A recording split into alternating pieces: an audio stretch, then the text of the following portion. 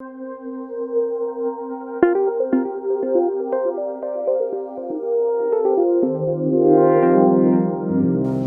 this is Mark Denzler, Vice President and Chief Operating Officer with the Illinois Manufacturers Association. I'm pleased to be here today to talk a little bit about what's been happening in Springfield this week. We were very pleased that the Illinois Manufacturers Association founded the Advanced Illinois Manufacturing Coalition this week.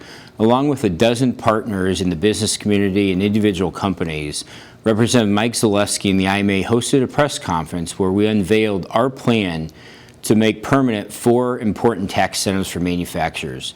First and foremost on that list is the Research and Development Tax Credit that is vitally important for Illinois manufacturers. This credit has sunset 4 times in the last 13 years, and it's time that we make it permanent and modernize it so it mirrors the federal credit and ensures certainty down the road. We're also looking to make the manufacturer's purchase credit permanent, along with the graphic arts tax exemption and the exemption for mining, off-highway, and aggregate production equipment.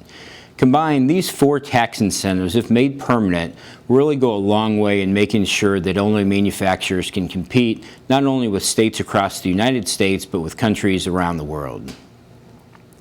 In addition, this week, the Commission on Government Forecasting and Accountability, which is the budget arm of the General Assembly, issued a daunting report that isn't shocking for anyone that watches Illinois politics or the Illinois economy.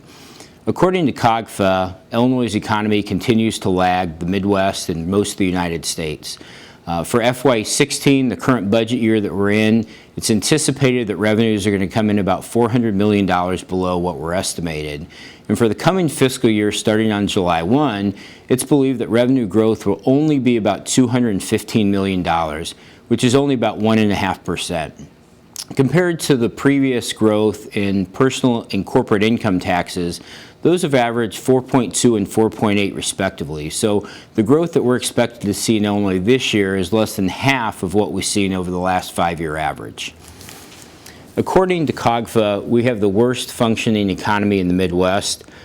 Poor public sector finances, an ailing economy, and deteriorating demographics are really creating a trifecta of problems that face the state. So the challenge continues to remain, which is one of the reasons that the IMA and the AIM Coalition is pushing for permanent tax incentives to provide that stability and predictability for job creators. Also on the budget front, this week in the House of Representatives, the Democrat majority passed 2 measures over objections from Governor Rauner and the Republican minority. Illinois today has about $7.4 billion in short-term debt, along with more than $100 billion in unfunded pension liability.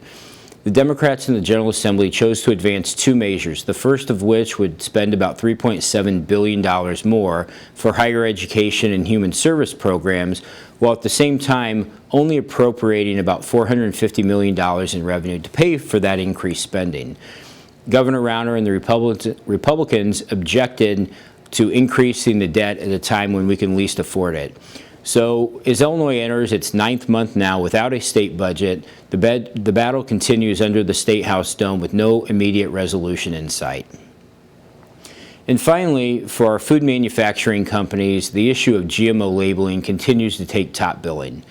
Illinois and the Illinois Manufacturers Association have stopped GMO labeling laws in the state for the past 3 years.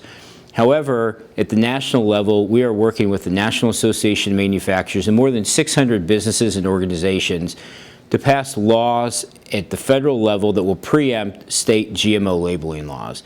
This is vitally important, particularly at this time, because the state of Vermont has passed a GMO labeling law that will take effect on July 1.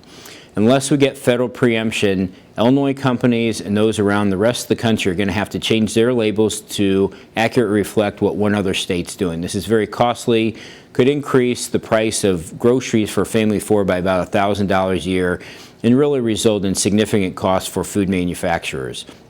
We were pleased this week that the Senate Agriculture Committee passed the bill on a 14-6 vote. Congress previously approved it, so we're hopeful that the U.S. Senate will follow suit, will pass this and send it to the President's desk in the next few weeks. And finally, as a reminder, for those of you that haven't attended in the past or want to attend again, IMA's Business Day is scheduled for Wednesday, May 11th in Springfield. This is your chance to come down to Springfield, meet with your elected leaders, lawmakers, and key staff, and let them know how you feel about critical issues impacting the state of Illinois and the manufacturing climate. So we hope that you can join us again on Wednesday, May 11th in Springfield for Business Day at the Capitol. As always, if you have any questions, please feel free to contact me or the rest of the IMA team. Thank you.